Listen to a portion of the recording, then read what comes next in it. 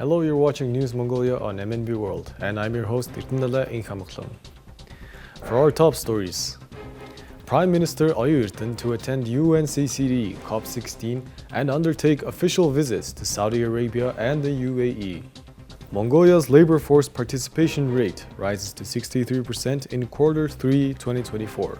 The Movable Dinosaur Museum brings ancient fossils to life across Mongolia. For other news, stay tuned.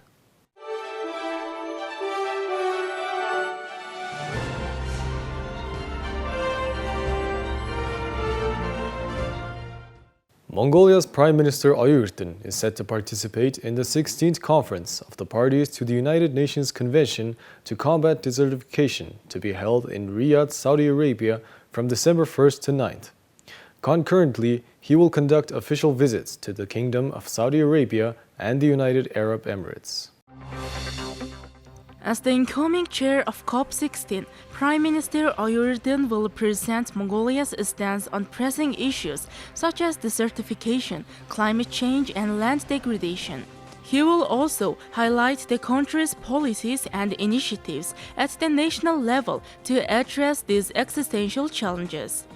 During the conference, the Prime Minister will hold meetings with several high-ranking officials, including the United Nations Deputy Secretary General Amina Mohamed, UNCCD Executive Secretary Ibrahim Tiao, and the UNDP Administrator Achim Steiner, to discuss mutual cooperation and partnership matters. Additionally, he will represent Mongolia at the High-Level Water Summit held within the framework of COP16. On his visits to Saudi Arabia and the United Arab Emirates, Prime Minister Oyun-Erdene will engage in discussions with the leadership of these nations to strengthen bilateral relations and explore avenues for economic collaboration. Key focus areas include urban development, digital transformation, artificial intelligence, and public service innovation, according to the government press office. The National Statistics Office of Mongolia's labor force survey for the third quarter of 2024 revealed notable improvements in labor market indicators, with the labor force participation rate increasing to 63%. This marks a 1.4 percentage point rise compared to the same period in 2023. The labor force includes 1.4 million individuals aged 15 and above, while 849,600 people remain outside the labor force. The participation rate among men reached 72%, significantly higher than 54.8% recorded for women. The widest gender gap in participation at 25.3 percentage points was observed among individuals aged 25 to 29. The employment rate rose to 59.2%, driven by a 2.6% or 34,100 increase in the number of employed individuals compared to 2023. Employment disparities persisted, with 67.3% of men and 51.8% of women employed, a gap of over 15 percentage points. The majority of workers, 52.9%, were employed in the service sector, followed by 24.5% in agriculture and 22.6% in industry and construction. Sectors showed mixed growth patterns. Employment in wholesale and retail trade, motor vehicle and motorcycle repair services rose by 16.4%, while agriculture, forestry, and fishery employment declined by 13%. Labor underutilization affected 88,000 unemployed individuals, 20,600 potential labor force participants, and 1,700 underemployed workers. The unemployment rate increased by 0.8 percentage points, reaching 6.4%, while the combined unemployment rate and potential labor force decreased by 0.7 percentage points. The survey categorized the labor force into core working age 25 to 54, younger entrants 14 to 24, and those nearing retirement 55 to 64. The term labor force includes those currently employed or unemployed but actively seeking work. In contrast, those outside the labor force include students, retirees, and those not actively job hunting.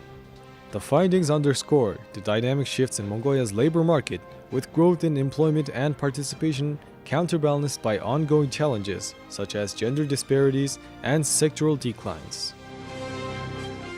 For over 10 years, the Movable Dinosaur Museum has traveled across Mongolia, educating the public about the country's rich paleontological heritage. Having already visited 18 provinces, the museum showcases ancient fossils and dinosaur remains, providing a rare opportunity for children and communities in remote areas to learn more about these prehistoric creatures. Despite Mongolia's abundance of fossils, public awareness about paleontology remains limited. Paleontologist Dr. Balurtsik, the founder of the Institute for the Study of Mongolian Dinosaurs, brought this unique mobile museum from the United States over a decade ago. Her vision was to bridge the knowledge gap and make Mongolia's fossil discoveries more accessible to the public, especially children. Our organization is called Institute for the Study of Mongolian Dinosaurs. So one of our programs is Movable Dinosaur Museum. So this is the museum, the bus is about 12 meters long. And so this movable museum used to be running around New York City. So they used to reach out to schools, different parts of New York. So the program closed around 2013. So I'm actually associated with American Museum of Natural History. So that's where I do my research as a paleontologist. So when I heard about this program was closing, and I knew about this dinosaur bus, because inside has exhibits about Mongolian dinosaurs. So for me, it was a good idea to bring it to Mongolia. It was very challenging to shipping out to a long distance to bring it to Mongolia. The museum's success is partly due to Dr. Balurtsik's students and the next generation of young dinosaur enthusiasts who now guide their peers through the exhibits, sharing their passion and expanding the reach of paleontological knowledge. We spoke to one of these young museum guides. Of course, it was a very experiencing journey, and we went for 8 days straight. I visited Flaming Cliffs, and there was a fossil with 15 baby Protoceratops, and I really loved that fossil, and of course I love Protoceratops. I'm just happy that other kids my age learn something new that day, and when they visit our museum, I'm just happy they learned something new. For example, I did a presentation, and it was about the Tarbosaurus batar. In the coming year of 2025, the museum plans to travel to 3 more provinces, continuing its mission to inspire future generations of paleontologists and educate rural communities about Mongolia's ancient treasures. Dr. Balurtsik plans to build a community-based dinosaur museum in the Gobi region. We wish her success in her future endeavors. You're watching News Mongolia. Let's take a look at currency exchange rates provided by Mongol Bank.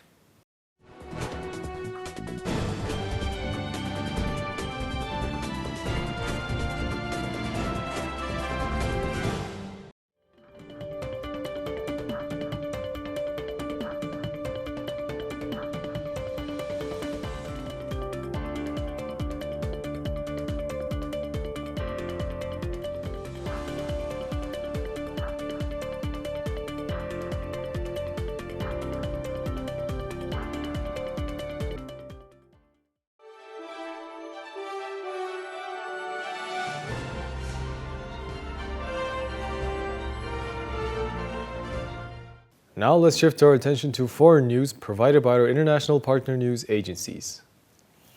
U.S. President Joe Biden on Thursday said he hoped Trump would rethink his plan to impose tariffs on Mexico and Canada, saying it could screw up relationships with close allies. I spoke with all 3 of them. One was there only 3 years, but he was for a life sentence. Other one was there for, I think it was a total of 20-some years. Anyway, they're long stay. And I'm really happy they're home. I got to talk to them all when they landed in Alaska. They're reunited with their families, and it's very, very happy to be able to get it done. I hope he rethinks it. I think it's a counterproductive thing to do. You know, look, one of the things you've heard me say before that we have an unusual situation in America. We're surrounded by the Pacific Ocean, the Atlantic Ocean, and two allies, Mexico and Canada. And the last thing we need to do is begin to screw up those relationships. I think we've got them in a good place. I think by the way, you know, the cooperation with the outgoing president and the incoming president, the illegal crossings are down considerably to what they were back when he was in office. There's a lot more to do, but I just think, I hope they reconsider. Mexican President Claudia Sheinbaum said Thursday she is confident that a tariff war with the United States can be averted. But her statement the day after she held a phone call with U.S. President-elect Donald Trump didn't make clear who had offered what. 3 American citizens imprisoned by years by China arrived back in the United States late Wednesday. Their release, announced earlier by the White House, was the result of a rare diplomatic agreement with Beijing in the final months of the Biden administration. Biden told reporters on Thursday morning that he has spoken to all of them and that he's really happy they're home. Israeli Prime Minister Benjamin Netanyahu said on Thursday that he instructed the military to be ready for an intensive war in case of a breach of the ceasefire with the Hezbollah militant group in Lebanon. Yesterday we killed 5 Hezbollah members, captured 4. Today we attacked more. Nobody's playing tricks on us. We are enforcing strongly.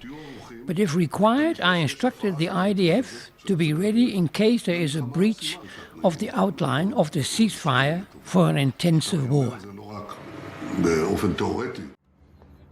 Earlier Thursday, the Israeli military said it carried out an airstrike targeting a Hezbollah rocket storage facility after detecting activity there that the military said violated the truce. Israel also said it opened fire on people it described as suspects returning in cars to parts of southern Lebanon. Lebanon's state-run news agency reported that the Israeli fire wounded 2 civilians who were returning to their homes. With 1.2 million people in Lebanon displaced by the fighting between Israel and Hezbollah, the relative quiet ushered in by the ceasefire Wednesday sent thousands of displaced people on the road to their abandoned, war-ravaged villages. But movement is still restricted as Israel has warned Lebanese against entering areas where Israeli troops are still positioned. The agreement brokered by the United States and France includes an initial 2-month ceasefire in which Hezbollah militants are to withdraw north of the Litani River and Israeli forces are to return to their side of the border. Asked about a possible hostage deal with Hamas in Gaza, the Israeli leader said that he thinks that the conditions have changed a lot for the good.